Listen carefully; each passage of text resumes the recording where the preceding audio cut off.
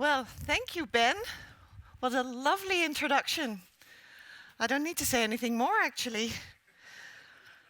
But, well, I'll just press this one and see where we're at. Thank you. And let me add my own very warm welcome to all of you. Colleagues, partners, members and friends here at the WorldDAB Summit 2025. It is wonderful to see so many familiar faces and many new ones as well from across our global family, our DAB+ community. Welkom in Antwerpen, as they say it in Dutch. Welkom in Vlaanderen.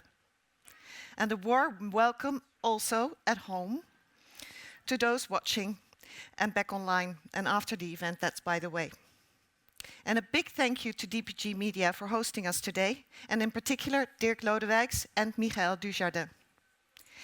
DPG is a leading media group with a strong, influential radio portfolio, connecting audiences every day across Belgium and beyond. And Antwerp, as we've seen last night, is a perfect place to bring people together. It's creative, it's open, and it's full of energy and diamonds. We already enjoyed a beautiful evening yesterday in the Horta Hall. What a fantastic venue. And I hope you enjoyed seeing each other, the food, the music, and atmosphere as much as I did. And of course, thank you to our sponsors and to the WorldDAB Project Office team, wherever you all are, for making today possible. I also like to welcome our newly elected steering board. And I want to thank those who are stepping down, because they have had a dedication time and we really enjoyed their work. Your contribution has shaped our organization in many important ways, so thank you very much. Yesterday, at our General Assembly, it was my pleasure to present our award for outstanding service to Mate Bolcha, CEO of OIV, Croatia's national broadcast network operator. Mate has played a transformative role in bringing digital radio to a new corner of Europe. He recognized early on the potential of DAB+ to strengthen national broadcasts on future-proof radio. I didn't see that picture yet. Gosh. In 2017, OIV launched Croatia's first DAB+ network, a milestone that put the country firmly on Europe's digital radio map. Since then, Mate has continued to drive progress, shape awareness campaigns, building industry partnerships, and supporting and helping neighboring countries as they begin their own digital journeys. So congratulations once again, Mate. Beyond my role as president of WorldDAB, I also chair the digital radio roundtables for Flanders. And through my work for the Flemish Department of Culture, Youth and Media, I collaborate closely with the digital radio partners in both Flanders and the French-speaking region, aligning efforts across Belgium. So I'm especially pleased that we are meeting here today in Belgium and that we're here just after the Digital Radio Week. For me, this reflects two things: collaboration and the power of marketing, two things I'm really passionate about. And later today, we will share new figures from the Belgian market, and I'm very excited for you to hear them. At the end of the day, we will also look at some of the latest DAB+ marketing campaigns from around the world. Marketing is essential for every successful DAB+ rollout.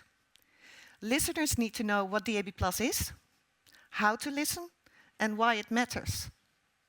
And that is why I lead the WorldDAB Marketing Group. We help broadcasters and partners develop effective strategies by sharing tools, resources, case studies, and best practice, or worse, from around the world. And I also want to mention my co-lead, Karsten Zorge. His work coordinating the group with me is invaluable. Thank you, Karsten. The group is open to all of you marketeers out here. So please do join us. You're very welcome. It has been another strong year of global growth for DAB+. We've seen launches and rollouts across many regions. We'll hear later about the successful launch of Estonia. And in just a few days from now, the historic radio market in Luxembourg will bring 12 stations on air via DAB+. In Switzerland, SRG SSR switched off FM at the end of 24. And of course, there have been challenges, and there's still work to do. But audience figures are in line with expectations, and the financial benefits are substantial. By the end of 26, they will have saved around 30 million Swiss francs, that's roughly 32 million euro, that would otherwise have come from program budgets. So we are watching the developments closely. We also see important progress elsewhere. In Turkey, DAB+ services are now on air from the Kamlika Tower, with an additional 30 towers announced for the future expansion. In Greece, ERT, the public broadcaster, is rolling out from Athens, Thessaloniki and Patras, expanding step by step across the entire country. In Ireland, a new high-power trial of DAB+ launched in April and is proving very popular, with nearly 30 new and existing stations on air from 6 cities across. I know our friends at Expiry have some exciting new audience data for us from the trial and to share later today. And in Spain, important legal preparations are moving forward. Fantastic. In Africa, Kenya is developing regulatory and licensing frameworks and exploring a coordinated national rollout, with WorldDAB supporting on marketing and receiver availability. In Indonesia, Radio Republic Indonesia, RRI, that's the public broadcaster, is expanding its DAB+ activities with the installation of 3 new transmissions in Java this year. They continue DAB+ activities, including a WorldDAB workshop I've been attending as well, or organizing for RRI and commercial broadcasters in Yogyakarta recently in September. RRI have indicated that they are planning additional DAB+ transmissions in 2026. And in Thailand, the National Broadcasting and Telecommunication Commission launched a regional DAB+ trial last month. In total, around 1/3 of world's countries are now engaged with DAB+ in some form, from early planning to full national rollout. DAB+ has clearly become the reference digital broadcast radio system worldwide. As president, I've been delighted to represent WorldDAB at many key events and moments throughout the world. Radio Days Europe and Radio Days Asia, the WAVE Summit in Mumbai, and the Saudi Media Forum, where I'm here, where DAB+ is expanding to 9 more cities with plans for major highway coverage. Being present matters, and working side by side with local champions is what truly accelerates progress. Behind the scenes, our steering board has developed a refreshed strategy for WorldDAB looking ahead to 2028, built around 3 priorities: strengthening the core, expanding frontiers, and securing automotive. To support that strategy, I'm happy to share with you that we are undertaking 2 substantial pieces of research.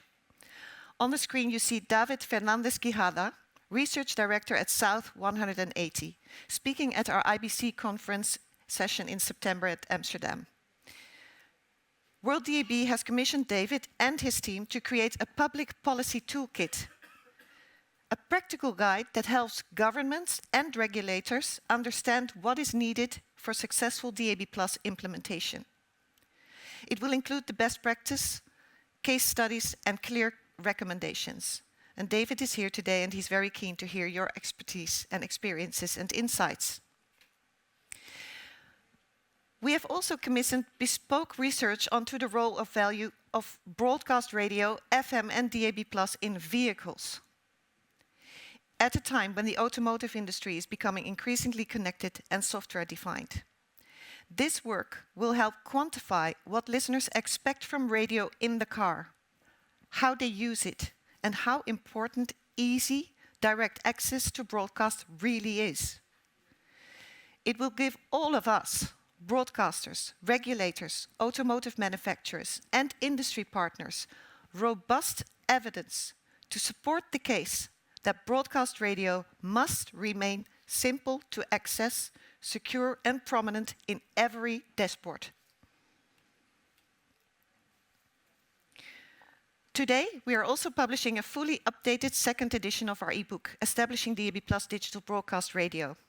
It includes new and expanded sections on ASA, Automatic Safety Alert, and on hybrid radio features, plus updated country cases. You can download it for free from the WorldDAB website. Looking towards 2026, DAB+ offers both security and success. And let me start with security. Automatic Safety Alert, ASA, is a powerful new capability for DAB+.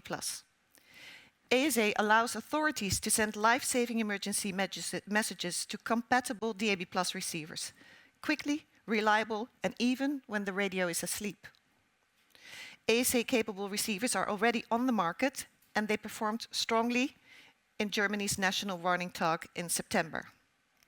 By this time next year, we expect the first regular ASA services to be on air in Germany. Thank you to Lindsay, Karsten, and all our partners for their work on this critical feature. There's growing interest in ASA from Austria, Switzerland, and Estonia.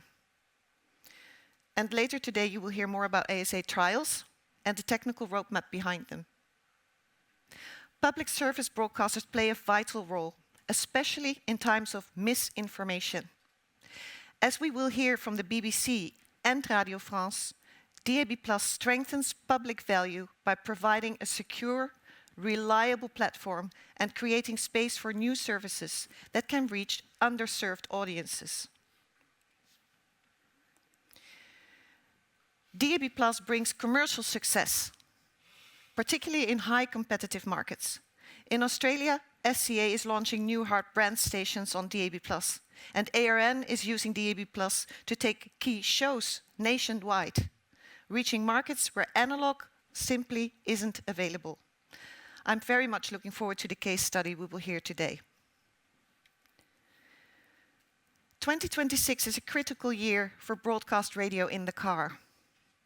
We continue to work closely with our members, regulators, and partners in the automotive sector. Across the EU, as well as in UK, Norway, and Switzerland, DAB+ is making strong progress supporting by the existing EECC framework. The EECC already gives us a strong foundation. It requires that all cars sold or rented in the EU must include a receiver capable of digital terrestrial radio, which in practice means DAB+. But this requirement applies only if a radio is installed in the vehicle. Looking ahead, there is an important opportunity. Future legislation can go a step further by requiring that a broadcast radio receiver is always included in new vehicles, maintaining continuity, reliability, and guaranteed access for every driver. DAB+ is now firmly established across Europe, and it is essential that this digital pathway remains protected and built upon so we don't lose the progress already achieved under the EECC. At our automotive event in June, we brought together the EBU, AER, and Bauer Media. We are aligned on one clear message. Broadcast radio must remain simple to access and prominent in every vehicle, in particular for emergencies. If you haven't read it yet, I strongly recommend the recent blog by Sibylle Weil, CEO of Radio France, with the title, "When Everything Else Fails, Radio Doesn't." She writes, "Radio in cars isn't a luxury, it is a necessity. During disaster, it may be the only functioning channel for real-time, life-saving information." She also argues that EU legislation should guarantee that broadcast radio is in all new vehicles, not only preserving what we have today, but strengthening the framework. And this is urgent. Some manufacturers have already dropped FM. This aligns fully with the message from our partners in the EBU and IER, who are calling for broader protection of all broadcast technologies, FM and DAB+, so that radio remains simple to access, free and prominent in every vehicle. Our shared goal is clear. Broadcast first, hybrid enabled. No gatekeeping.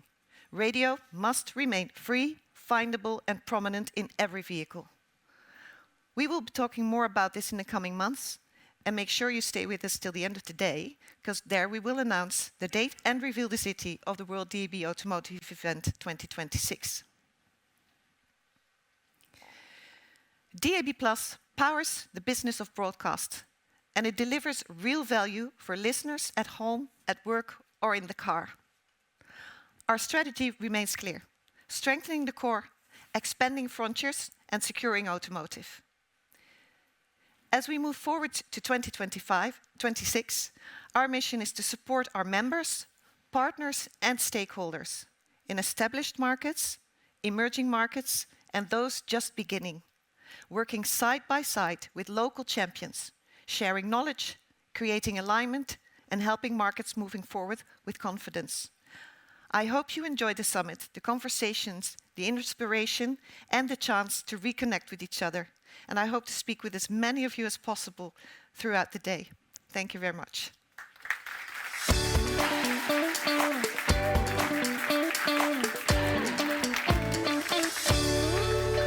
Excellent work.